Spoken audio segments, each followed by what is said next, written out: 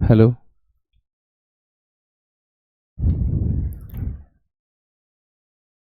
Good morning सभी को।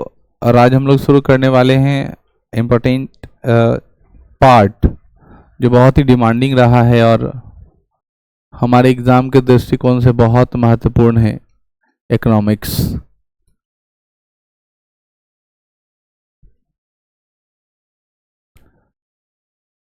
What is the importance of economics in your BPSC exam and what is the more importance in your life, then also the reforming and management of your economy। आप अपने अर्थव्यवस्था की सुधार में इस economics का, अर्थशास्त्र का किस प्रकार इस्तेमाल कर सकते हैं, इसके बारे में हम लोग चर्चा करेंगे। सबसे पहले बात करें कि बीपीएससी में 68 का, 69 का, 70 का, 68वीं, 69वीं और 70वीं में पीटी में तीनों साल लगातार इससे क्वेश्चंस आए हैं 15-15 एकदम गिन के। ठीक है, कितने? 15। मैं बता रहा हूँ, पीटी में 150 का क्वेश्चन है, 150 क्वेश्चन है। 150 क्वेश्चन में से इस बार का कट ऑफ गया है लगभग 91, मान लो 90 के आसपास। 90 कहने का मतलब 150 का 60%, 15 छक 90, 60% आप कर लिए, रिजल्ट हो गया। 60% में से, उस 90 में से तुम देख सकते हो कि 15 इकोनॉमिक्स है। 15 इकोनॉमिक्स में से तुम 10 अगर क्वेश्चन कर लेते, 10 से 12, क्योंकि 15 में से तो 15 हमको भी नहीं आएगा, ठीक है ना। उसमें से तो 12-13 क्वेश्चन अगर आप कर लेते हो, 10 क्वेश्चन की डाटाबेस क्वेश्चन कुछ होता है उसको छोड़ करके, तो 10 से 12 क्वेश्चन कर लेते हो तो तुम्हारा एक बहुत बड़ा पार्ट रिजल्ट लाने में हम योगदान दे सकता है। ठीक है, बात करूं मैं 69 की मेंस की, तो 69 के मेंस में एक क्वेश्चन पूछा हुआ था इकोनॉमिक्स की, और वो भी और था ज्योग्राफी में। लेकिन 70 में मेंस में एक भी क्वेश्चन नहीं पूछा है, ठीक है, इकोनॉमिक्स से। लेकिन ऐसा नहीं है, उससे पिछले वाले साल में आप जाओगे तो 4-4, 5-5 क्वेश्चन पूछता था। तो बोर्ड की ऊपर डिपेंड करता है कि वो कब कौन सा बम फोड़ दे। तो बच्चों को आदत ही लगाता है कि पैटर्न में दिखा दूंगा ऐसा कि ये नहीं पूछ रहे हैं और फिर के बाद जाके बम फोड़ देगा। तो उस हिसाब से हमको पढ़ना जरूरी है। तो सबसे पहले हम लोग ये जान ले कि इकोनॉमिक्स किस कौन से पेपर में आएगा, तो GS2 में आता है। किसमें? GS2 में ज्योग्राफी के साथ अटैचमेंट होता है, समझ रहे हो। मेंस की जब क्वेश्चन लिखोगे तो GS पेपर 2 में आएगा। GS पेपर 2 का आदत कितना है बच्चों? 300। कितने? 300 मार्क्स के होते हैं, उस GS पेपर 2 में ये पूछे जाएंगे। तो सबसे पहले हम लोग बात करें किसकी? इकोनॉमिक्स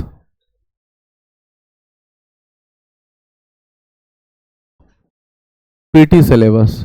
कौन सा? PT syllabus. यहाँ पे लिख देते हैं बीपीएससी पीटी सिलेबस। बीपीएससी का इकोनॉमिक्स का पीटी का सिलेबस क्या क्या है? सबसे पहले हम लोग इकोनॉमिक्स का इंट्रोडक्शन करेंगे। क्या करेंगे बच्चों? कॉपी निकालिए, लिखना शुरू करिए। क्या हम लोग करने वाले हैं? इकोनॉमिक्स क्या होती है, कितने पार्ट होते हैं, इसका कौन कौन सा इवोल्यूशन है, मेंटेन कैसे करते हैं, ठीक है ना, कौन कौन से चरण है, उसको हम लोग डिस्कस करते हैं। तब हम लोग बात करते हैं दूसरा, इन्फ्लेशन की। इन्फ्लेशन जिसको हिंदी में कहते हैं बच्चों मुद्रास्फीति। ठीक है, सारा कंसेप्ट पैसे पर आधारित है, ठीक है ना, उसी के आधार पर हम लोग काम करते हैं। तीसरा हम लोग पढ़ने वाले हैं फाइनेंशियल मार्केट। फाइनेंशियल मार्केट को हम लोग वित्तीय बाजार के नाम से जानते हैं। चौथा जो हम लोग को पढ़ना है, इकोनॉमिक ग्रोथ। क्या पढ़ना है बच्चों? Economic growth and economic development. Development, ठीक है, यानी आर्थिक समृद्धि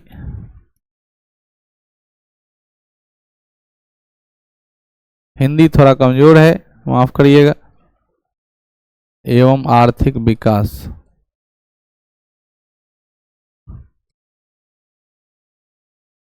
आर्थिक समृद्धि एवं आर्थिक विकास। इसके बाद इसी में हम लोग पढ़ने वाले हैं नेशनल इनकम के बारे में, जिसको हम लोग राष्ट्रीय आय कहते हैं।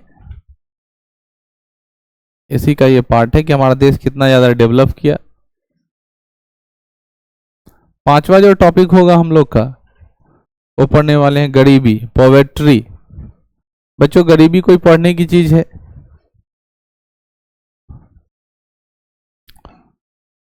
बिहार की गरीबी इतनी खतरनाक है कि हर 3 में से 33 पॉइंट समथिंग गरीबी रेट है, तो हर तीसरा व्यक्ति गरीब है। मानने के लिए तैयार नहीं है। हमको लगता है हर तीसरे व्यक्ति के पास एक आईफोन होगा, कर्जा में ही सही, लेकिन बिहार का सर्वे बताता है कि हर तीसरा व्यक्ति क्या है बच्चों? गरीब है। लगभग 33.5% के आसपास गरीबी का रेपो रेट है, दर है, इतना ज्यादा हालत है। ठीक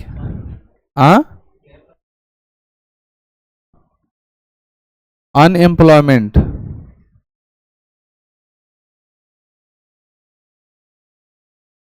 जिसको बोलते हैं बच्चों बेरोजगारी, ये भी पढ़ना है हम लोग को।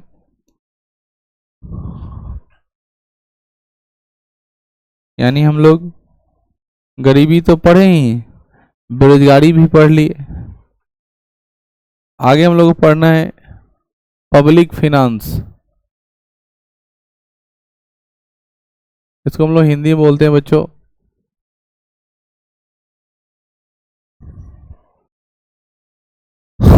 सार्वजनिक वित्त। इसके 2 पार्ट आपको पढ़ने हैं, एक पढ़ना है बजट,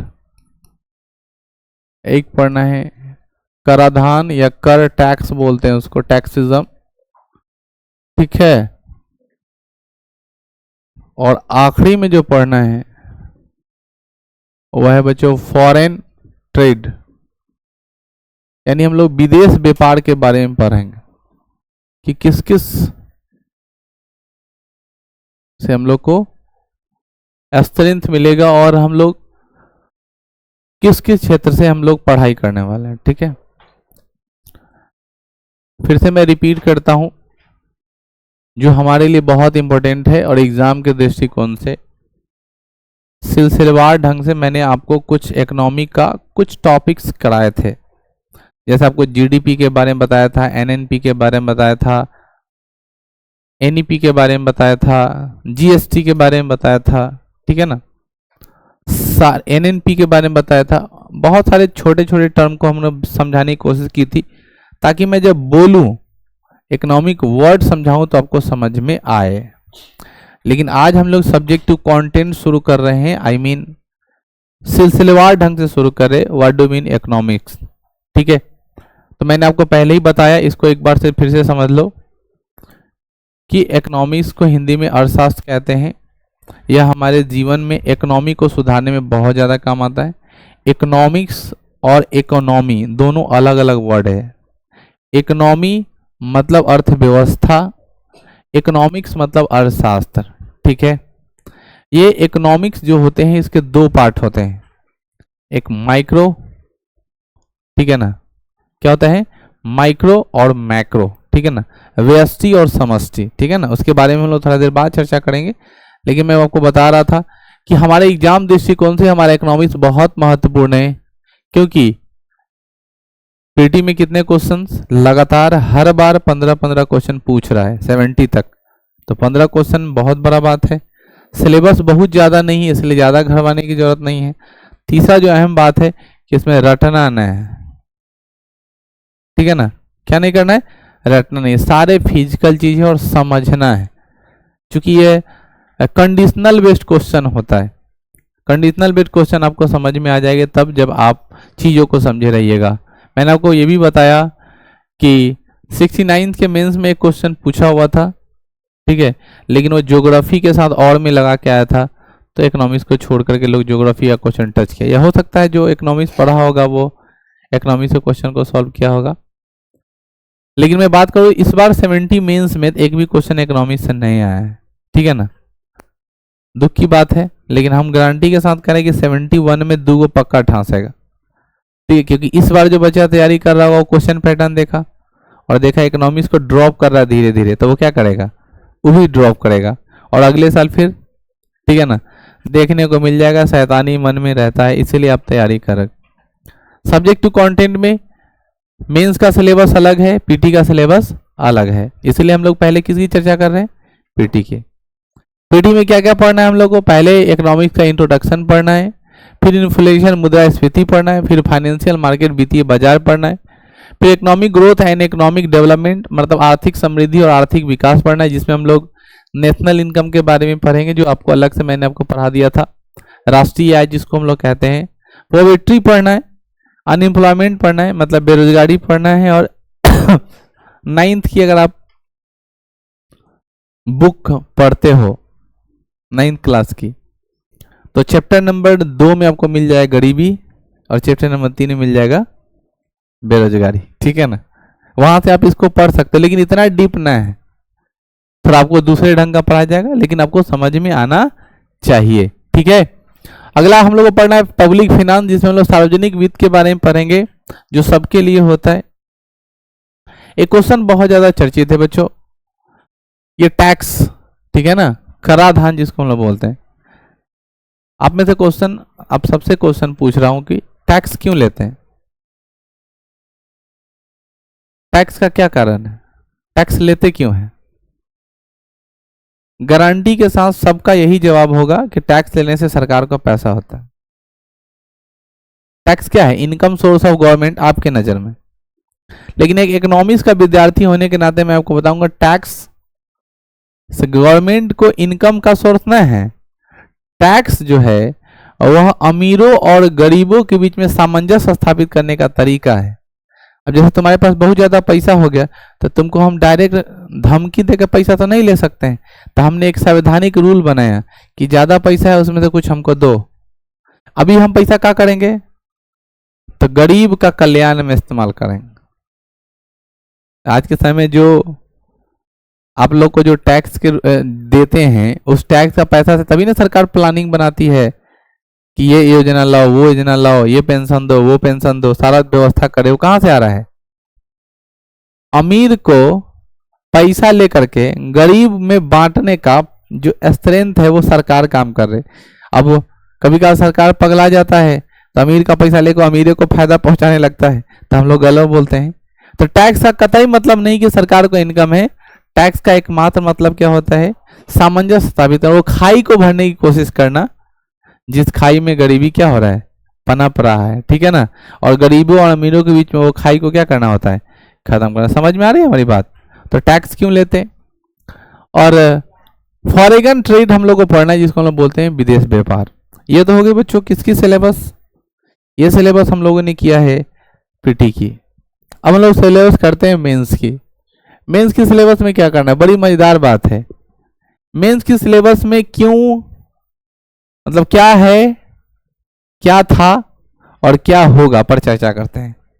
जैसे 1757 में आप लोग याद होगा शायद प्लासी का युद्ध हुआ था।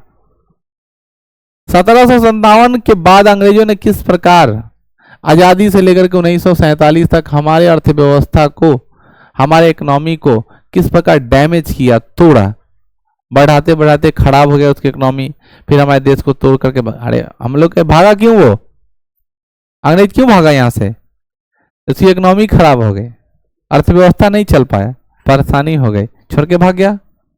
1947 के बाद आज़ादी तक हम लोगों ने किया, आज़ादी से लेकर के आज तक, ये भी हम लोग पढ़ेंगे मेंस के क्वेश्चन में, आज़ादी से आज तक 2025 तक। लेकिन हम लोग इतने नहीं रुकेंगे, हमने क्या कहा, क्या था, क्या है और क्या होगा 2040 तक। आप लोग पेपर में देखते होंगे इतना 2030 तक हम लोग ये बन जाएंगे, 2035 तक ऐसे हो जाएगा, 2040 तक ऐसे होगा। अब मोदी जी बहुत बड़ा सपना दिखाते हैं, कि 2050 तक ऐसा हो जाए। अरे भाई ये क्या है, ठीक है ना। 2050 में क्या होगा उससे ज्यादा जरूरी आपने अभी उस सकारात्मक, जैसे हम प्लान बनाए कि इस साल के अंत तक अपना घर तैयार हो जाएगा। एक प्लान बनाए, तुम प्लान बनाए कि हम 10 तला घर बना लेंगे इस साल के अंत तक, और पता चले कि अभी 1 महीना बाकी है और अभी एक ईंट भी नहीं जोड़े हो। तुम लगातार वादा कर रहे हो कि सच बोल रहे हैं इस साल पक्का 10 तला घर बन जाएगा। अब एकदम मान के चलो कि 10 तला घर बनने वाला नहीं है। ठीक उसी प्रकार इकोनॉमी की कंडीशन, जो नेता लोग जो बताते हैं कि इतना साल में इतना मेरा देश पहलवान बन जाएगा, तो कोई दिशा दिशा तो दिखाई देना चाहिए कि ग्रोथ एंड डेवलपमेंट एक निश्चित तौर पर डेवलप होता है, एक परिपक्व की तरह से डेवलप होता है, तो वो होना चाहिए, वो बहुत जरूरी होता है। ठीक है, तो 1757 से 1947 तक, 1947 से लेकर के आज तक, और आज से लेकर के 2040 तक हमारा कैसा होगा भारत, उसमें हम लोग मेंस के सिलेबस को कवर करते हैं। बहुत डिमांडिंग क्वेश्चन रहता है सबका कि बुक कौन सा रहे, ठीक है ना। देखो मैं शुरू से, तुम लोग जानते हो कि किसी भी एग्जाम का रीड है एनसीईआरटी, सब लोग जानते हो। तो सबसे पहले बुक में कुछ नहीं करने की आवश्यकता है। अगर मैं तुमको पढ़ा दे रहा हूं तो क्लास काफी है, क्योंकि एक भी लाइन एनसीईआरटी का छोड़ा नहीं गया है। वो कॉपी करके पढ़ के मेहनत कर सकते हो, किसी का नोट्स कर सकते हो, किसी का नोट्स कॉपी करके, किसी का बुक कॉपी करके, कहीं से ज्ञान अर्जन करके, ठीक है ना, फिर अपना एनर्जी डाल करके फिर उसको एक जगह समराइज करके फिर तुमको दिया जा रहा है, मतलब कुछ बाकी नहीं है, फिर भी एक संतुष्टि होता है। हम लोग जब भी किसी चीज को ढूंढते हैं तो आजकल बहुत अच्छा सिस्टम यूट्यूब, सर्च मारते हुए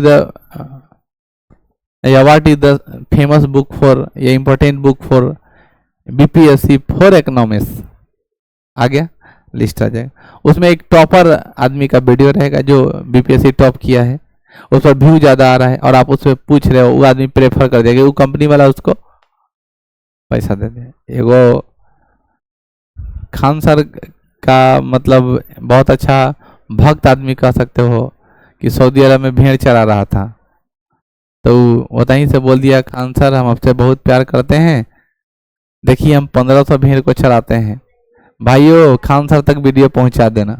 तो उसका वीडियो बहुत ज़्यादा वायरल हो गया, खान सर तक वीडियो भी पहुंचा, क्लास में भी चला, फिर वो अपने इंस्टाग्राम पर डलवाया, फिर वायरल हुआ। अब वो आदमी बहुत ज़्यादा वायरल हो गया सऊदी अरब में, सो ठीक है, भेड़ चराने वाला।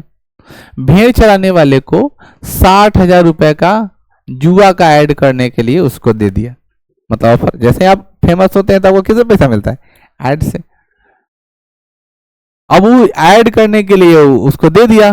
वो बड़ी ईमानदार आदमी था, वो अपने आप को खाने सर समझ रहा है। जैसे खानदार नहीं बोलते कि 1 करोड़ रुपया, 7 करोड़ शायद कि ऑफर आया था तो हम ठुकरा दिए थे, तो वो वैसा ही बोल रहा है, ठीक है ना। ये हमको जुआ वाला आया था 50,000 60,000 रुपया देने, अब बोला एक बार ऐड कर दीजिए, तो हमने नहीं किया क्योंकि हम खान सर से प्रेरित आदमी।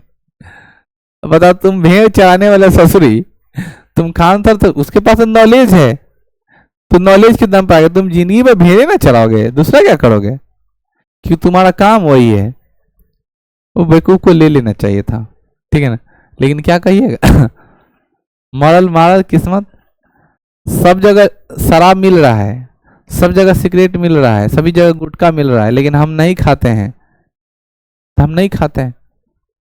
लेकिन अगर जहां नहीं मिल रहा है और अगर खाने वाला आदमी है, तो बाबा जमीन खोद के, आसमान फाड़ करके, कहीं से व्यवस्था करके ले आएगा। तो फिर कहने का मतलब यह है कि प्रचार जो है वो भ्रामक हो सकते हैं, गलत हो सकते हैं, मैं मानता हूं, लेकिन ये कतई नहीं मानता हूं कि कोई आदमी आप पर प्रभाव दे सके, आपको परेशान करके, परिप्रिंट कर सके। ये बात से एकदम इस्तेफा नहीं रखता, समझ गए बात।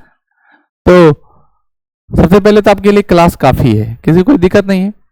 लेकिन अगर क्लास के बाद भी एक्स्ट्रा बुक लेना चाहते हैं बच्चों, तो आप एनसीईआरटी के लोगे, ठीक है ना।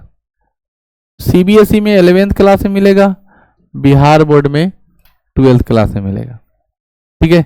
उस बुक का नाम है मैं लिख दे रहा हूं, भारत की आर्थिक विकास।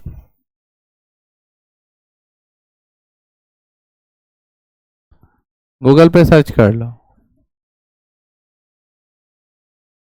यही नाम याद रखना, चाहे वो 11th की और 12th की, उससे कोई मतलब नहीं। क्या बुक का नाम है? बात क्या थी बेटा, ये वाला जो है ना तुमको, ये सबसे ज्यादा आपको मेंशन करेगा मेंस लिखने में। दूसरी किताब आती है जो 12th क्लास की है बच्चों, उसको हम लोग बोलते हैं मैक्रो इकोनॉमी।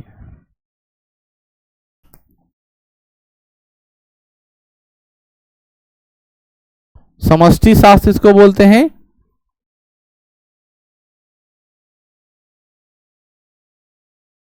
ये बच्चों आपको किस में हेल्प करेगा?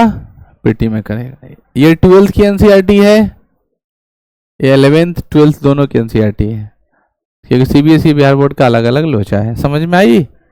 आप इस दोनों बुक को कवर करो, लेकिन आपको इससे पेट नहीं भरेगा, क्योंकि आपको मन है नहीं सर ये तो एनसीईआरटी की बुक हो गई, हमको क्या करना है, प्राइवेट बुक कुछ चाहिए, ठीक है ना। तो प्राइवेट बुक के लिए उमा कालिया का एक बुक आता है, बहुत मोटी किताब है, इतना मोटा होगा देखो, ठीक है। दूसरा बुक अगर आपको मन है, हालांकि मैं किसी बुक का प्रेफर नहीं हुआ, नहीं प्रचार करता हूं, अगर आपको दूसरा मन है तो रमेश सिंह का ये बुक ले सकते हैं। दूसरा मैं आपको अपॉर्चुनेट करूंगा रमेश सिंह की बुक, ठीक है। ये दोनों साइड बुक है, इसकी कोई जरूरत नहीं है, ये आपको कंफ्यूज करेगा, लेकिन आपको अगर मन है तो या तो ये बुक नहीं तो ये बुक, दोनों बुक मेरे पास अवेलेबल है, ठीक है ना। तो आप ले, इसमें छोटी छोटी शब्दावली देखने के लिए वो बड़े ग्रंथ हैं, तो ग्रंथ कभी काल उलटता है। ये वाला बुक महंगी बुक है, ठीक है ना, बहुत महंगी बुक है दोनों, ठीक है। विद्यार्थी के लिए तो 100 रुपया 200 रुपया बहुत ज्यादा होता है, लेकिन इस इसको रहने दो, ठीक है। हाँ छोड़िए काम की बात, ठीक है ना। कुछ ऐसे चीज होते हैं जो आपके लिए ठीक नहीं है, प्रचार करना ठीक नहीं है, बस। अब इकोनॉमी को मजबूत करना है तो सबसे पहले ना तुम बुक के अलावा तुम मैगजीन एक खरीदो। क्या खरीदो? मैगजीन, ठीक है ना। मैगजीन कोई मासिक पत्रिका ले लो, वो तो लेना ही लेना है। उसके अलावा एक योजना करके आता है एवं कुरुक्षेत्र, नाम सुने हो? ये सब लिख लेना, ठीक है ना, ये बहुत इंपॉर्टेंट चीज है। देखो बिना योजना पर कईयों सिलेक्शन नहीं होगा।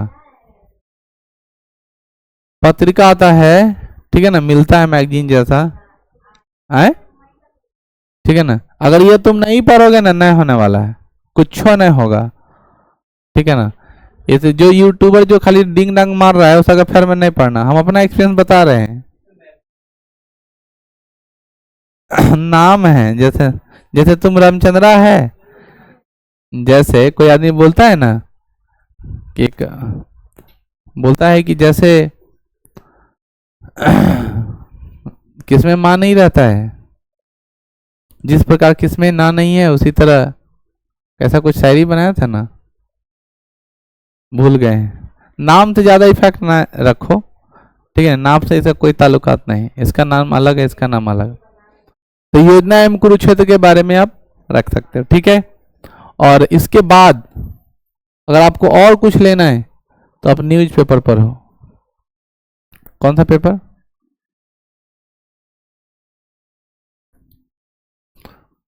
अब न्यूज़पेपर में क्या पढ़ोगे? देखो न्यूज़पेपर जब तुम पढ़ने जाते हो तो क्या पढ़ते हो? प्रधानाध्यापक एक शिक्षिका के साथ गलत हरकत करते हुए पकड़ा गया, और न्यूज को तुम बहुत दिलचस्पी से पढ़ो। तुम क्या पढ़ते हो? ऑटो बस टक्कर, दादर पुल पर एक लड़की युवती कूद के मर गए। मरने दो, हमको उससे क्या मतलब। पहले इंपॉर्टेंट ये बात है सफलता के लिए क्या नहीं पढ़ना है, समझ रहे हो?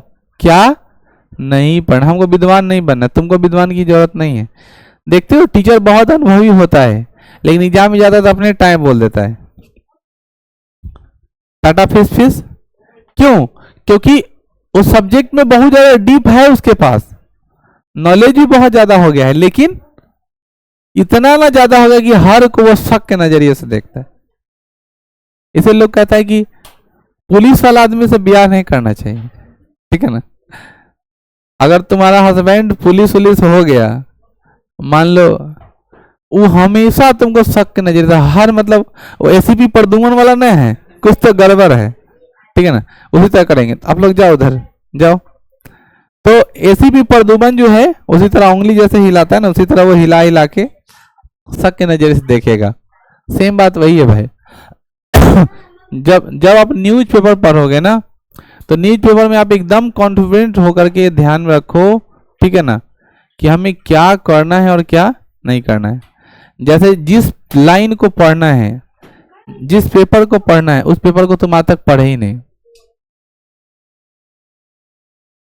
इंग्लिश का छोड़ो, द हिंदू का छोड़ो, तुम नॉर्मल जागरण नहीं पढ़ते हो, उसमें एक व्यवस्था है, ठीक है ना, उस व्यवस्था को तुम पढ़ते ही नहीं हो। एक बात जान लो, जब हम लोग इकोनॉमिक्स पढ़ते हैं तो उस इकोनॉमिक्स में हिंदी और अंग्रेजी, ठीक है ना, दोनों बाइलिंगुअल पढ़ना चाहिए, क्योंकि वर्ड का कंसेप्शन बहुत ज़्यादा होता है, वर्ड का कंजम्पशन बहुत ज़्यादा है। अगर आप वर्ड का कंजम्पशन नहीं देखते हो तो आपको बहुत परेशान करेगा, ठीक है ना। तो ये बात हमेशा तुम ध्यान रखना कि न्यूज़पेपर में ना वर्ड कंजम्पशन तुमको देखने को मिलेगा। न्यूज़पेपर पढ़ो। पहले तुम सिलेबस राइट डाउन कर लो, फिर मैं आपको बता देता हूँ। सिलेबस जल्दी जल्दी लिख लो।